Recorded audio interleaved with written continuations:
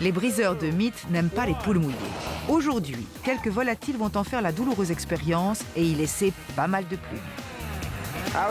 Ceci est un poulet virtuellement supersonique. Faire la lessive est une corvée, mais peut-on aussi y laisser sa peau? La machine tueuse, elle est parmi nous. On peut faire un câlin à une pieuvre géante, mais un être humain peut-il accoucher d'un bébé pieuvre? Je te jure, chérie, ce sont des suçons de pieuvre. Qui sont vraiment nos deux héros? Il me manque un sourcil? Adam Savage J'adore voir Adam se faire mal. et Jamie Heineman. J'adore les explosions. À eux deux, ils ont plus de 30 ans d'expérience dans le domaine des effets spéciaux. Je te plais là-dedans?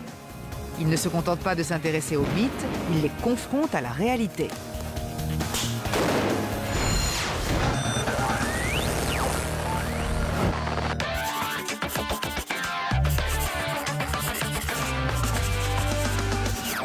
Jamie, quelle expérience pouvons-nous faire avec un poulet en colère? Un énorme canon et un avion? Eh bien, nous allons vérifier le mythe du canon à poulet. Propulser un poulet avec un canon pneumatique a l'air d'un sport idiot, mais sachez que les collisions entre avions et oiseaux occasionnent chaque année plus de 960 millions d'euros de dégâts sur les appareils.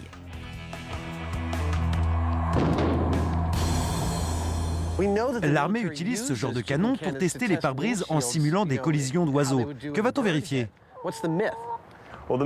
Il paraît que les Britanniques ont emprunté ce type de canon à la NASA pour tester des pare-brises de train à grande vitesse.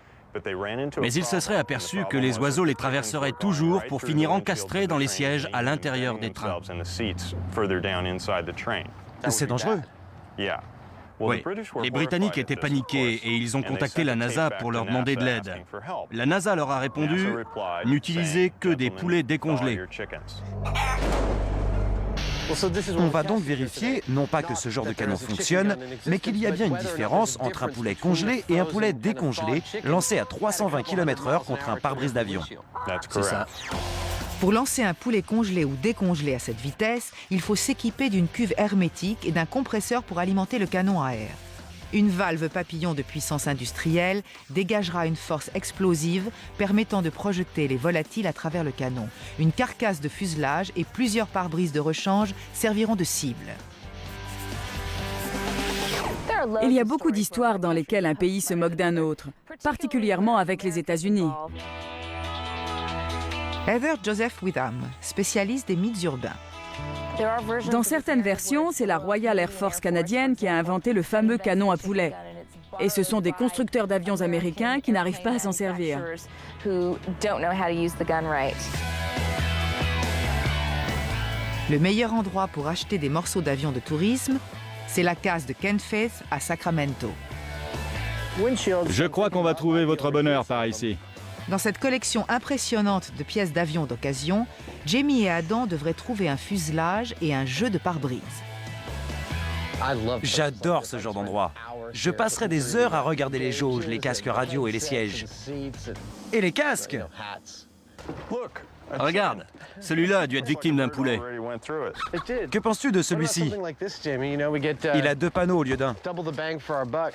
En plus, j'aime bien la forme. Ils ont trouvé l'avion. Il ne reste plus qu'à le ramener. Jamie et Adam ont écumé la case de Kenny, mais ils ont oublié de lui poser une question cruciale. Ils s'en mordront les doigts par la suite.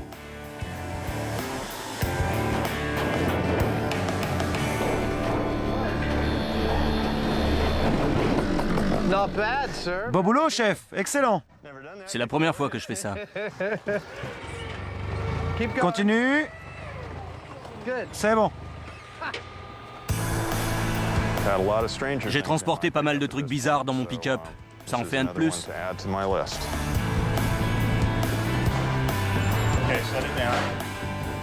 La carlingue est mise en lieu sûr en attendant que le canon à poulet soit construit et prêt à l'emploi.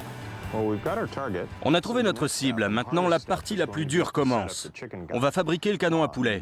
Il va falloir construire une grande cuve pour contenir l'air comprimé et y fixer une valve qui permettra de libérer tout cet air d'un seul coup et de propulser les poulets. C'est pas évident. On va avoir du boulot.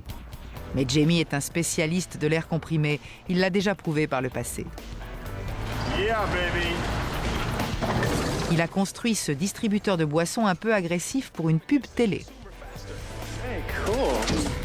Très convaincant.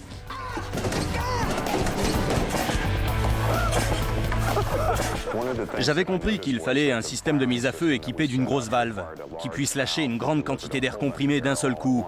Du coup, je me suis dit qu'il fallait exactement le même type de système pour le canon à poulet. C'est un système simple et efficace. C'est le genre d'invention dont on peut être fier, c'est marrant, mais redoutable. C'est la machine idéale pour tout amateur d'effets spéciaux.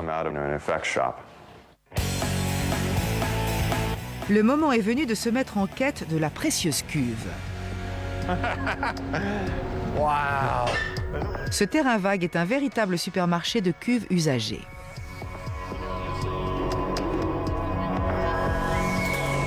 Vous pouvez la tourner dans n'importe quel sens, même la mettre à l'envers. Vous pouvez aussi la fixer en hauteur. Vous en demandez combien? 585 €. Je pense qu'elle est vraiment trop grosse pour ce qu'on veut faire. Adam a peur que Jamie n'ait pas conscience du danger que représentent de fortes pressions. S'ensuit un débat animé qui ne résout pas le problème. Tu me soutiens que ça peut pas exploser? Mais si ça arrive, on va y laisser notre peau.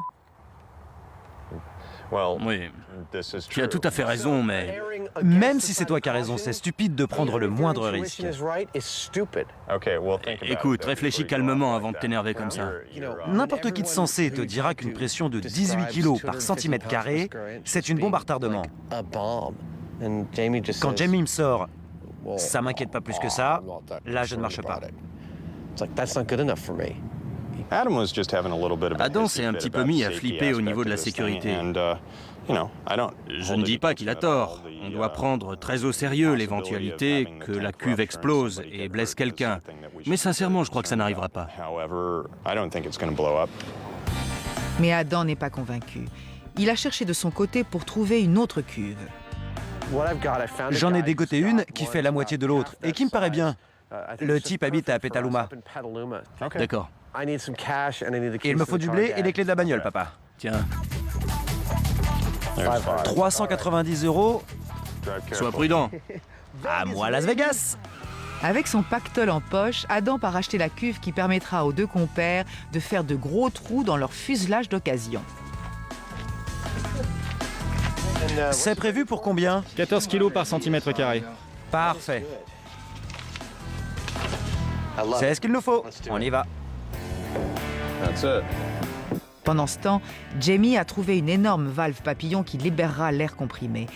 Il a également commandé 3 mètres de tuyaux en acier lourd pour fabriquer le canon proprement dit. Alors, Savage, Yo, Heini, la voilà. Jamie est très agréablement surpris par l'achat d'Adam. C'est une cuve idéale pour l'air comprimé. D'habitude, on est sur la même longueur d'onde. On dirait qu'Adam a quelque chose sur le cœur. Je m'excuse d'avoir dit que tu étais stupide. tu as dit ça? J'ai employé le mot quand je te parlais. Mais je ne voulais pas dire que tu étais stupide. T'as pas intérêt. Je l'ai déjà fait, mais dans ton dos. Ça se paiera. Le moment est venu d'assembler le canon à poulet. Jamie utilise un arc à plasma pour découper le tuyau en 2 tronçons et trouer la cuve pour y fixer le canon. La valve papillon sera insérée entre les 2 morceaux de tuyau pour contrôler la pression. Adam va fixer le tuyau à la cuve.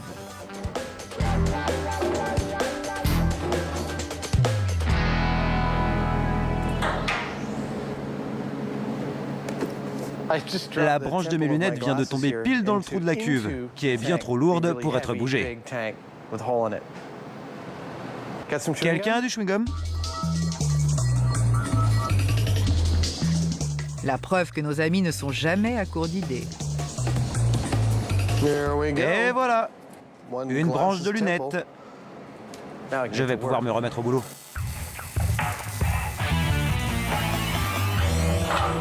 La valve géante est la clé du dispositif. C'est ce mécanisme qui produira un tir surpuissant ou bien super mou. Cette valve peut supporter jusqu'à 18 kg par centimètre carré. On fait monter la pression à 14 kg. On baisse le levier et le poulet part comme un missile. Ça y est, le compresseur est relié à la cuve. Il est temps de faire un test à vide avec une pression de 14 kg par centimètre carré. C'est parti. Tu fais un décompte? 2, 3, 1.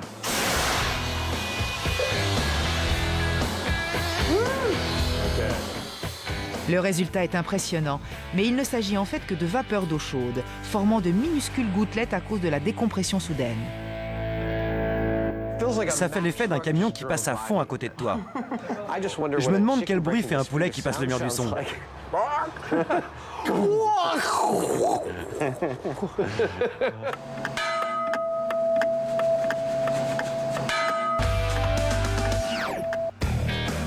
Ils ont le canon, ils ont l'avion. Il ne leur manque plus que quelques cobayes à plumes pour lancer l'expérience. Tony Tarantino, grossiste en volaille, connaît pas mal de blagues sur les poulets, mais pas forcément celle-ci. Tony, quelle est la différence entre un poulet congelé et un poulet frais? J'imagine que le congelé sera plus dur. Et il fera plus de dégâts. Oui, je pense. Alors que le poulet frais aura tendance à s'écraser. Donc, en tant que pilote, vous préféreriez heurter un poulet frais? Tout à fait. De toute façon, il ne doit pas y avoir de poulet congelé à 2000 pieds d'altitude. Non, quoique ça caille là-haut. De même que dans la chambre froide, où les attendent 8 poulets de choix, durs comme la pierre. Pour bien être éjectés, les poulets doivent être parfaitement ajustés au canon. C'est pourquoi Adam les enrobe de mousse rigide pour les insérer dans une sorte de moule. Cet accessoire, appelé sabot, permet d'ajuster un projectile à un canon de calibre beaucoup plus large. Une fois que la mousse s'est durcie, on obtient un moule parfait pour le poulet. Une cartouche qui s'adapte à la taille du canon et permet de le propulser. Ceci est un poulet virtuellement supersonique. Plus que quelques écrous à resserrer avant d'essayer cet impressionnant canon à poulet.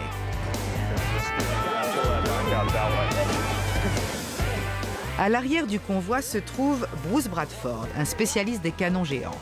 Il en a construit un appelé le deuxième amendement. Il participe au championnat annuel de lancer de potirons dans le Delaware, où des canons à air comprimé doivent envoyer leurs projectiles de 5 kg à plus d'1 kilomètre de distance.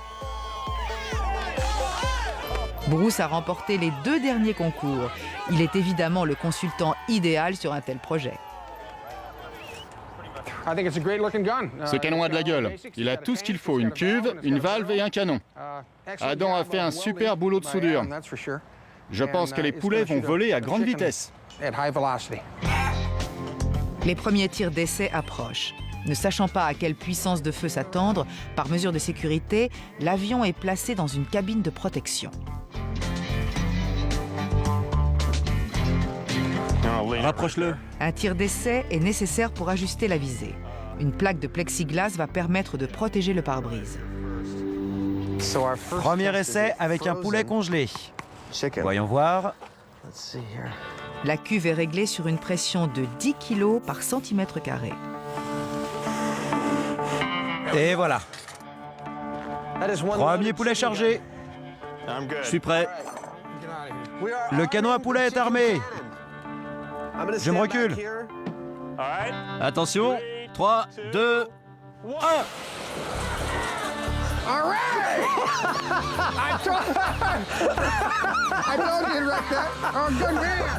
Débarrassé de son sabot, le poulet est propulsé à 200 km/h. L'écran de protection est mort. Même avec une plaque de plexiglas devant ton avion, t'es pas en sécurité. Il est où le poulet?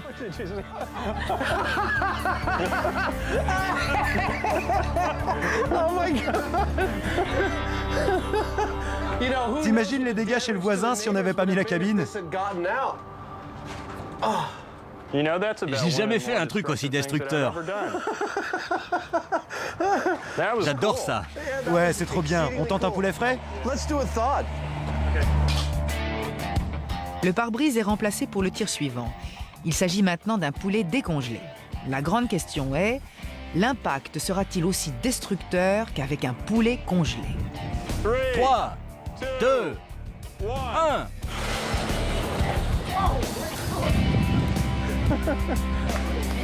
À la même pression, le poulet frais s'avère un peu moins rapide que son prédécesseur, avec tout de même une vitesse de 160 km/h.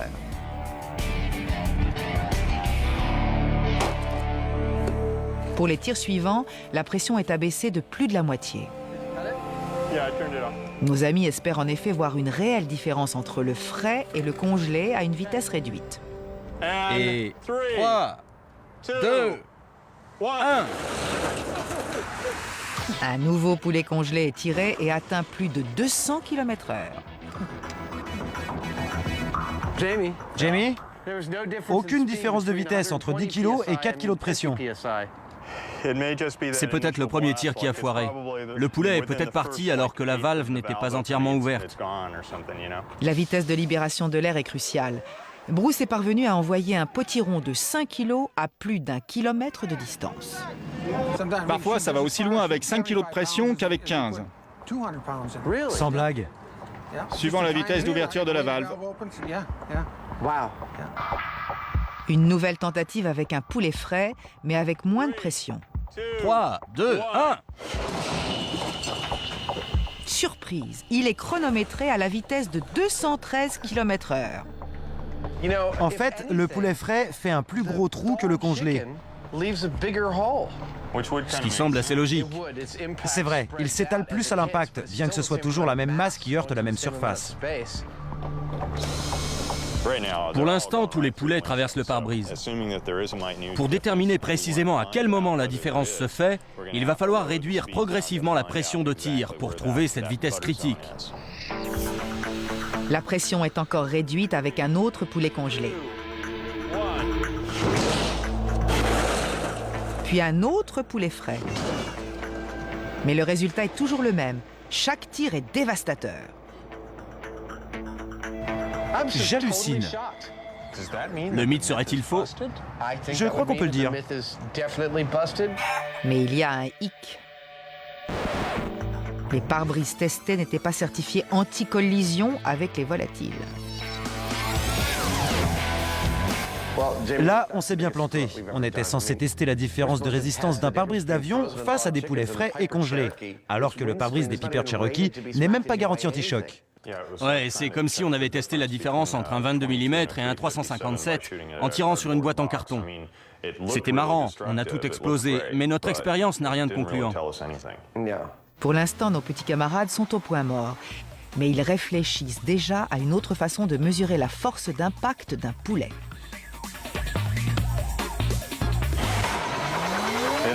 Voilà une bonne façon de désosser rapidement un poulet. Voici à présent une histoire de chien, de sèche-linge fou et de mannequin.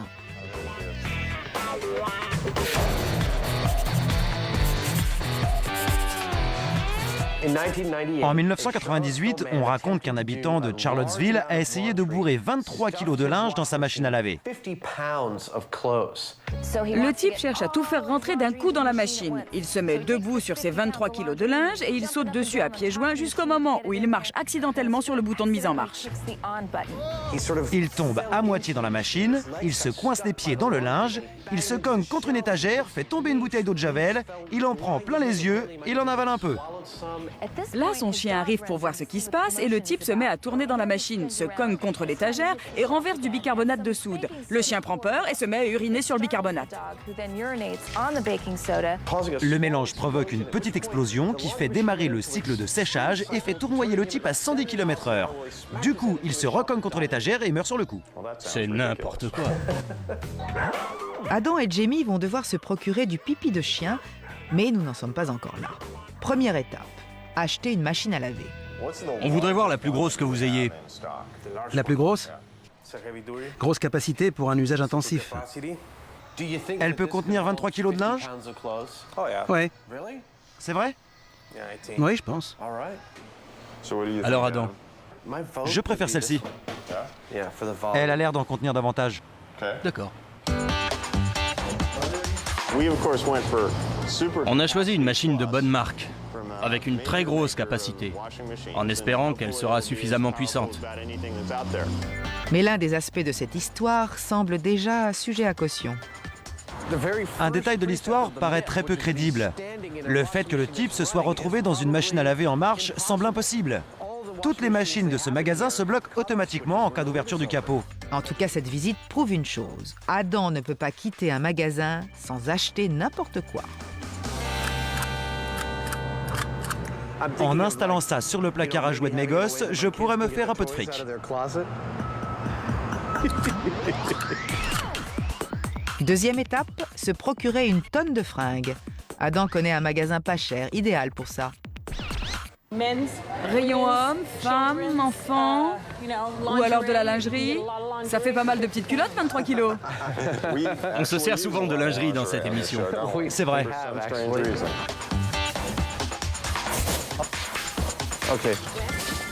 On va voir quel poids ça fait. Vous avez une balance? Je pense que ça ira. 23 kilos de linge, c'est un sacré volume. Ça remplit 2 sacs poubelles bien lourds à porter. C'est clair que tout ne va pas rentrer dans la machine. La moitié, pas plus. Et encore, ce ne sera pas bien lavé. Nos deux compères recréent une buanderie miniature dans leur atelier, sans oublier de mettre de l'eau de javel et du bicarbonate sur une étagère. Elle a l'air de bien fonctionner.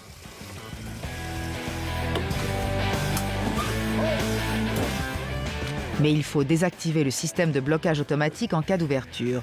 C'est le moment de vérité. Elle ne m'entraîne absolument pas. Dès que je descends, elle s'arrête.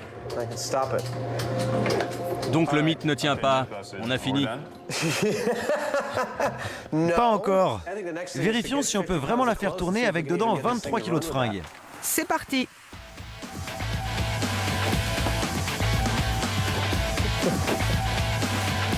C'est bon. Continue. Ça déborde. Ça explique qu'il soit monté dessus. Oui, c'est logique.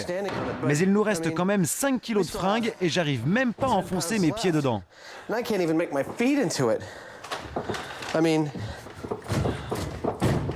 L'histoire dit que le type s'est carrément enfoncé dedans. La machine va-t-elle se mettre en route? Elle voudrait tourner,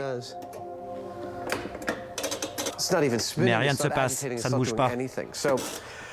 On va donc retirer tout le linge et commencer à la démonter pour la faire tourner à fond, même à vide.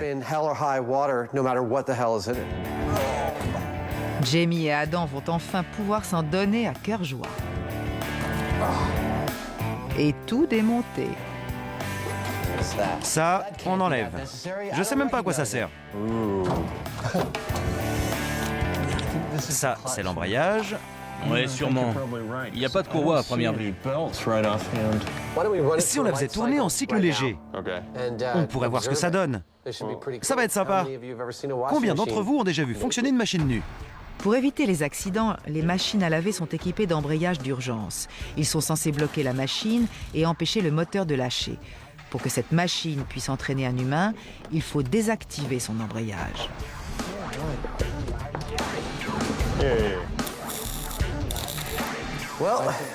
On fait de notre mieux pour modifier la machine en enlevant l'embrayage et tous les autres dispositifs de sécurité. Maintenant, on va voir si elle est vraiment dangereuse sans tous ces garde-fous. La machine tueuse. Elle est parmi nous. Un petit essai avant de commencer. Ça marche. Elle tourne vite. Mais bien qu'elle atteigne 630 tours minute, on peut l'arrêter très facilement.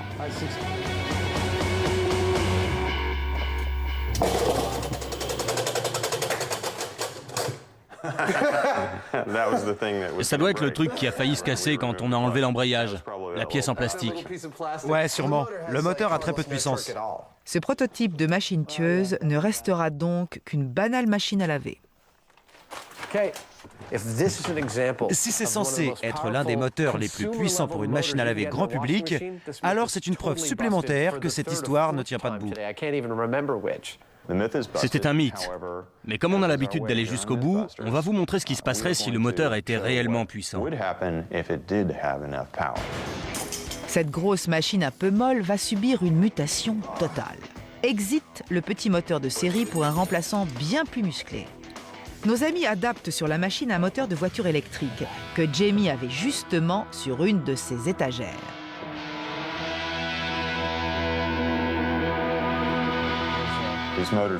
Ce genre de moteur développe 10 chevaux. Je vous garantis que ça va déménager. Le mannequin risque de traverser l'atelier en vol plané. Ce moteur peut tracter une voiture électrique, c'est pas un petit joujou. Fixer ce nouveau moteur va mobiliser toute l'ingéniosité de nos deux sorciers de la bricole. Jamie va faire quelques emplettes pour pouvoir installer correctement ce moteur de voiture électrique. La pièce clé, une grosse chaîne de moto.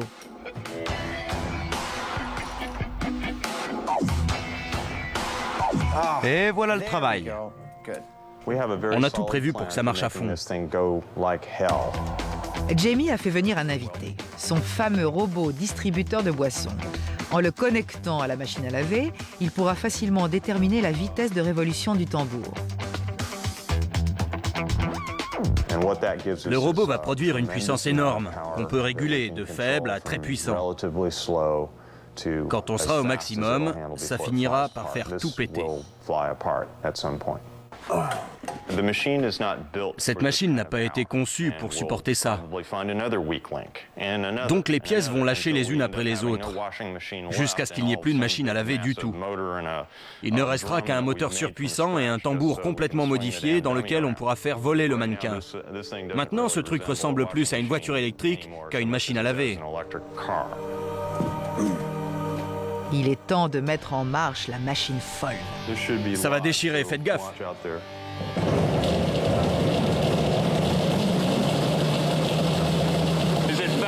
C'est plus rapide qu'un cycle normal. C'est à peu près pareil. Peut-être un peu plus lent. Mais c'est pas loin. Je suis pas encore allé à fond, mais ça marche.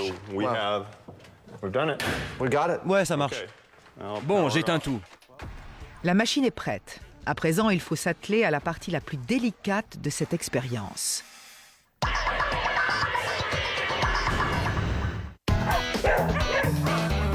Le pipi de chien mélangé au bicarbonate de soude provoque-t-il une explosion? Oui, si l'on en croit cette histoire de machine à laver tueuse. Nos amis se mettent en quête de donneurs à 4 pattes. Votre Danois doit faire pipi? Non, c'est déjà fait. Ah, dommage. Ils ont un endroit préféré pour faire ça. Ouais, la poubelle là-bas, c'est là qu'ils vont. Parfait, merci. Jamie a choisi la technique de la tige et du gobelet, alors qu'Adam mise plutôt sur les barquettes en aluminium. Le premier candidat ne se fait pas attendre. Jamie! Il allait uriner dedans, pourquoi t'as fait ça? Emmène la caméra et mets-toi là-bas. Nous, on va rester ici. Une amie des bêtes essaie la technique de la traque.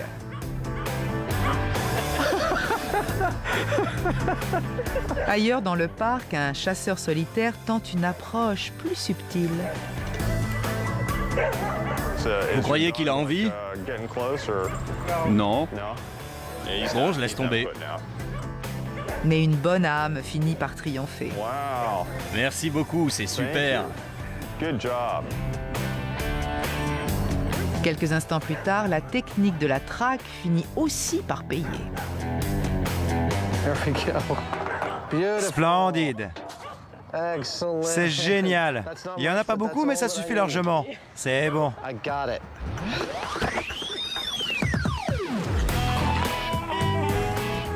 De retour à l'atelier, notre mannequin s'apprête à souffrir.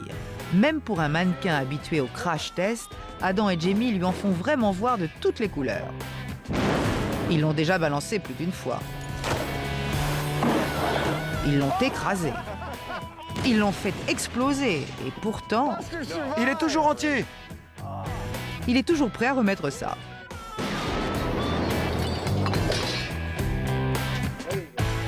Mais aujourd'hui, son manque de coopération semble irriter nos deux compères. Tu attrapes son pied? Tu fais quoi? Aide-moi, on ira plus vite. Et l'élévateur? On met ses pieds et après on le soulève. Non, on a un élévateur. Tu te plains sans arrêt qu'il est trop lourd, faudrait savoir. Allez, il y en a pour 2 minutes. Tu le fais basculer vers l'avant. Vous avez sorti la caméra? Ouais, allez, on se soulève. Attends, il me met la main au paquet. Bah les pattes. Tu vois?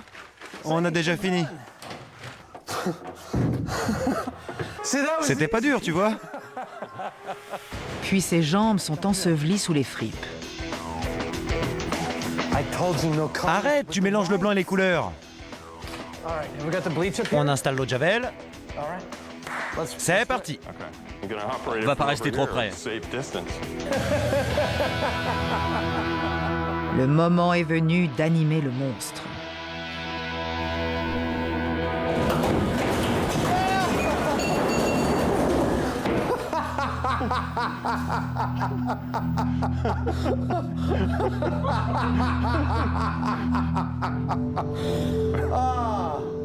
On a bien fait de s'éloigner.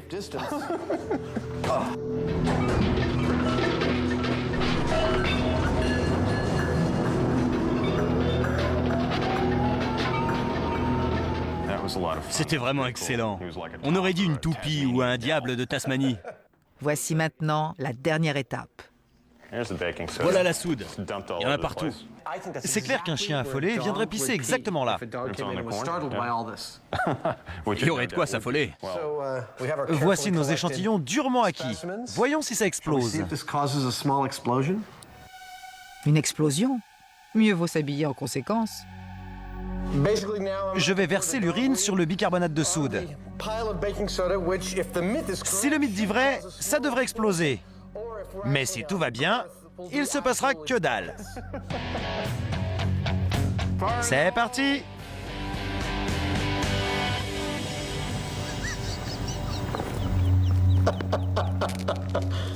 Rien, que dalle.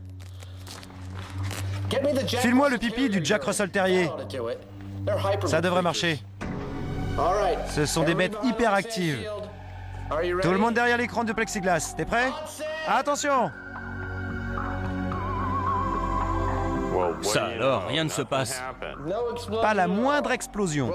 Jamie, c'est une grande première pour nous. Aucun élément de ce mythe n'est véridique. D'habitude, chaque mythe part d'un petit fait réel qui finit par être gonflé. Mais là, c'est n'importe quoi sur toute la ligne. C'est illogique, irréaliste et invraisemblable. Le mythe s'écroule. Un nouveau mythe a été vaincu. Mais revenons à notre histoire de canon à poulet. 3, 2... En cherchant à savoir qui, du poulet frais ou du poulet congelé, causait l'impact le plus violent, nos amis ont découvert que les pare-brises d'avions de tourisme ne sont pas garantis contre les collisions avec des volatiles. Voilà pourquoi tous leurs tirs les faisaient voler en éclats. Ça rentre comme dans du beurre.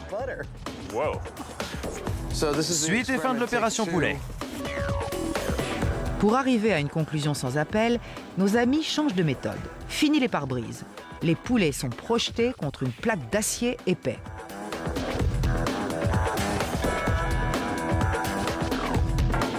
Grâce à une caméra à grande vitesse, ils vont décortiquer le temps d'impact des poulets pour établir la différence entre les frais et les congelés.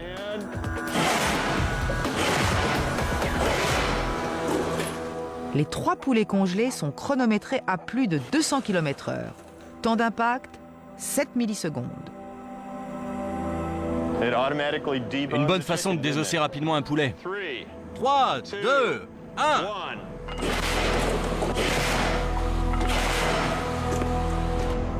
Le temps d'impact pour les poulets frais est rigoureusement le même que pour les congelés. 7 millisecondes. Voilà le premier temps d'impact. Puis 2, 3, 4, 5, 6, 7. Et là, ça repart en arrière. L'impact s'est fait en 7 temps. L'analyse avec la caméra semble assez convaincante. Ce n'est pas la chute qui tue au cours d'un saut, c'est l'impact. C'est en touchant le sol qu'on subit la force de son propre poids. Les deux types de poulets ont la même masse et se déplacent à la même vitesse. La seule différence possible pourrait se situer dans la vitesse de répartition de leur énergie sur la plaque.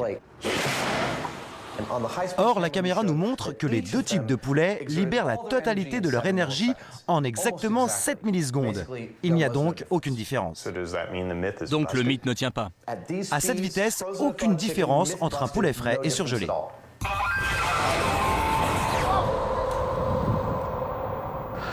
Les essais sont finis, on va s'amuser un peu. Un petit lancer de potiron? Regarde, on voit que Bruce s'y connaît bien en potiron. Ils ont le calibre idéal. Quelle meilleure façon de finir une journée de travail qu'en tirant quelques salves de potiron?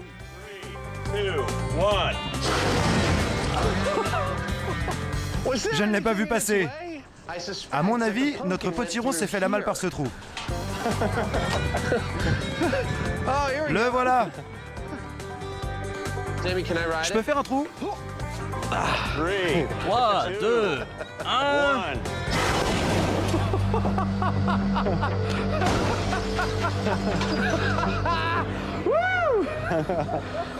C'était trop bien.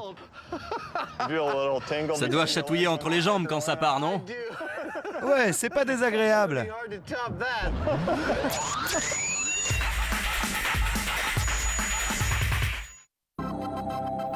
Nos camarades vont maintenant sonder les mystères des grands fonds marins à l'aquarium californien de Monterey Bay, l'un des plus grands du monde. Le mythe auquel ils vont s'attaquer est tenace, puisqu'il trouve son origine au Moyen Âge. Je te jure, chérie, ce sont des suçons de pieuvre.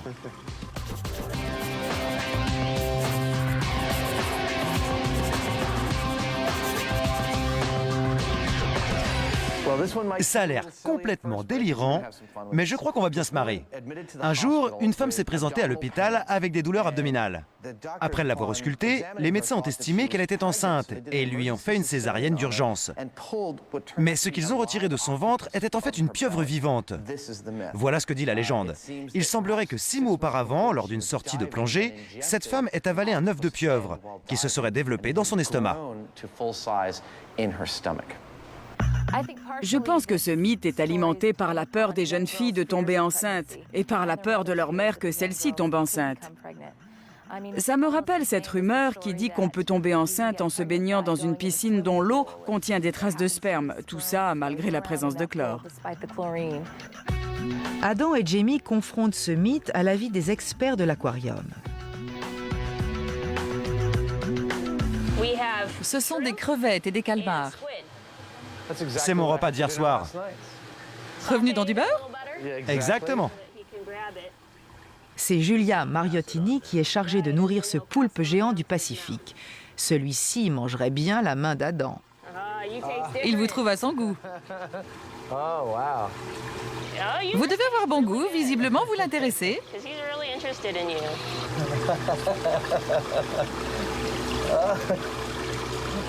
C'est génial! Il est tout excité. De quelles conditions un œuf de pieuvre a-t-il besoin pour donner naissance à des petits? Il aura besoin de toute l'attention de sa mère, qui lui soufflera de l'eau dessus pour bien l'oxygéner et qui le nettoiera. Il faudra lui assurer une température et une salinité adéquates. Et si tout se passe bien, l'œuf pourra éclore. La maturation est de 6 mois pour les poulpes géants. Peut-on envisager qu'un de ces œufs se détache, flotte dans l'eau et soit avalé accidentellement par un plongeur? C'est la seule partie du mythe qui soit plausible. Un œuf de pieuvre est assez petit pour être avalé, mais il ne peut en aucun cas se développer dans le corps de quelqu'un. L'intérieur de l'estomac n'y serait pas propice. Pas du tout. Notre mythe en prend déjà un coup, mais nos amis ne se découragent pas.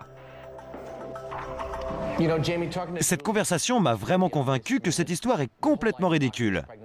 Un œuf de pieuvre ne peut même pas survivre dans l'eau sans que sa mère s'en occupe en permanence. Je vois mal comment il pourrait y arriver dans un estomac. Oui, mais on entend aussi ce genre d'histoire avec d'autres animaux, des grenouilles, des lézards, des serpents, ou même des tritons. La version avec la pieuvre est l'une des plus récentes, avec celle du petit garçon qui boit l'eau d'un tuyau d'arrosage et avale des œufs de grenouille ou de triton. Au Moyen-Âge, cette légende se déclinait plutôt avec des serpents, ces animaux particulièrement terrifiants. On pense que ces légendes ont été inventées pour effrayer les enfants ou pousser les pêcheurs à mieux se conduire. Parfois, l'intrus est régurgité, mais le plus souvent, l'histoire finit assez mal. C'est un mal qui prend possession de vous, s'introduit en vous et vous avilit. Dans certaines versions, c'est la punition d'une mauvaise action. Un organisme étranger peut-il survivre à l'intérieur du corps humain ? On va recréer des estomacs et y placer des œufs, qu'on confrontera à plusieurs facteurs. L'acidité du milieu, la salinité, la température. On verra lesquels survivent et dans quelles conditions. Pour ce genre d'expérience, il faut se rendre dans ce magasin d'équipement de laboratoire. Ne serait-ce pas plutôt un magasin de jouets ? J'adore ces trucs. J'en veux un de chaque. Un cure-tuyau géant!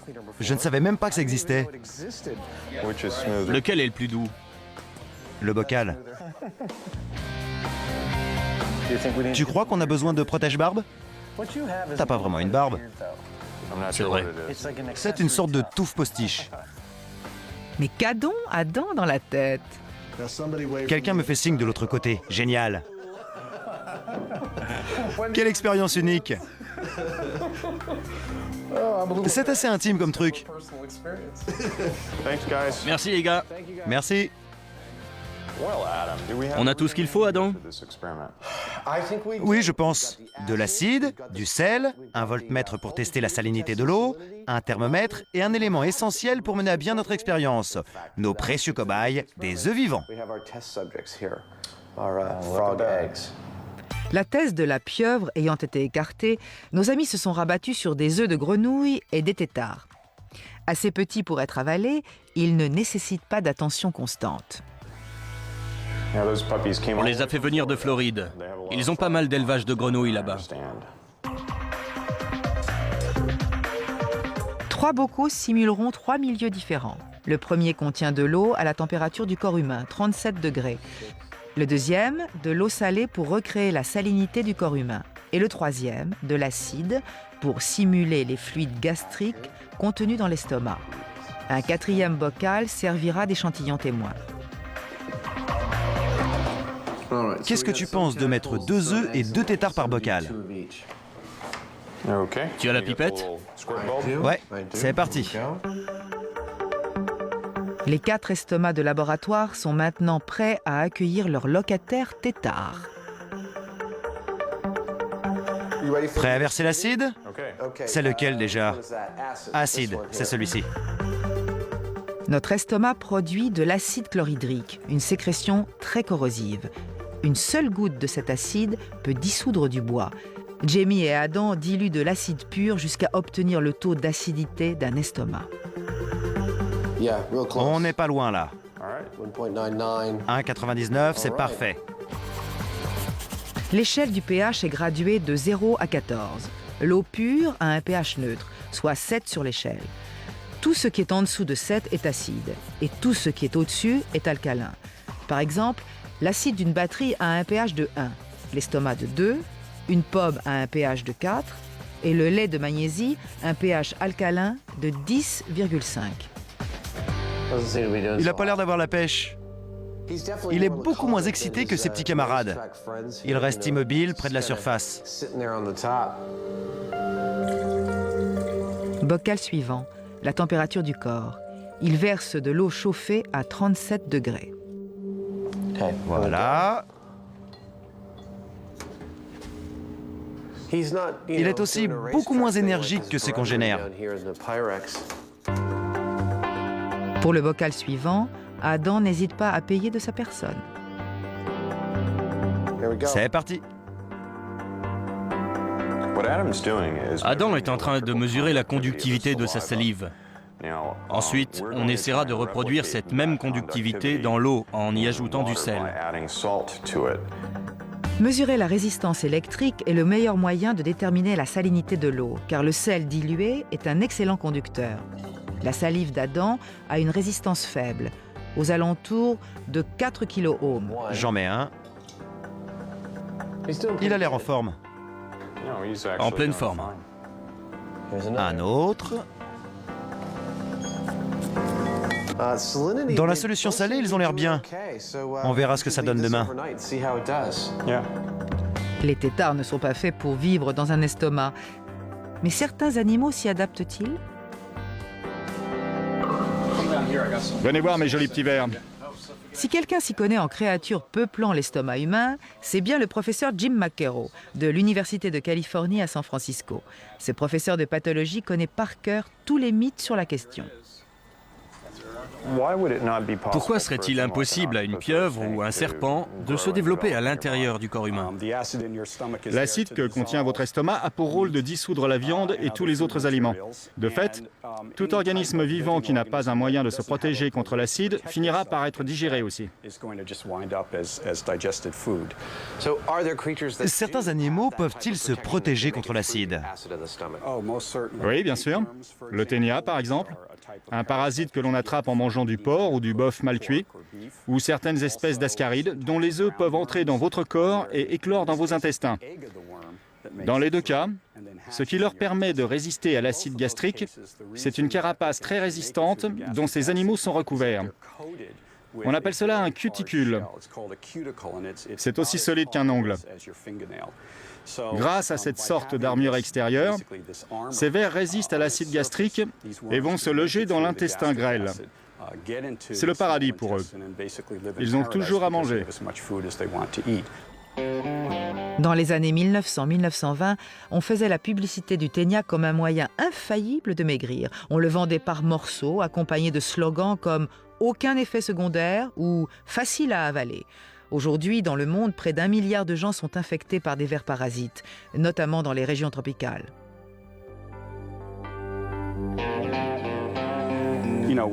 Quand on voit ces bestioles énormes et assez courantes, ce n'est pas surprenant qu'elles aient donné naissance à ce genre d'histoire. Les gens en voyaient souvent et ils se sont mis à exagérer leurs récits. Il n'y a pas une grosse différence de taille avec une pieuvre. Tout à fait. D'ailleurs, quand plusieurs d'entre eux s'agglutinaient, ça ressemblait à une méduse. Et ils étaient souvent évacués comme ça par les enfants, desquels on voyait sortir une espèce de grosse méduse. Voilà l'explication. Qu'en penses-tu? Je vais éviter les pattes. 3 jours ont passé, comment vont-ils? La plupart sont toujours vivants. Ceux de l'échantillon témoin sont en pleine forme, ils nagent dans tous les sens. Ils ont même grossi, on dirait. Oui, apparemment. Ceux dans l'eau salée se portent bien aussi. Ils semblent être dans le même état que ceux du bocal témoin. Et les autres? Ils n'ont pas survécu à l'acide, ni à la température élevée. Ils n'ont tenu qu'un quart d'heure, c'est ça? Oui, à peu près. Jamie, je crois qu'on a clairement démontré qu'une femme ne peut pas accoucher d'une pieuvre. C'est complètement absurde. Par contre, les pieuvres t'adorent. Je suis amoureux, je crois.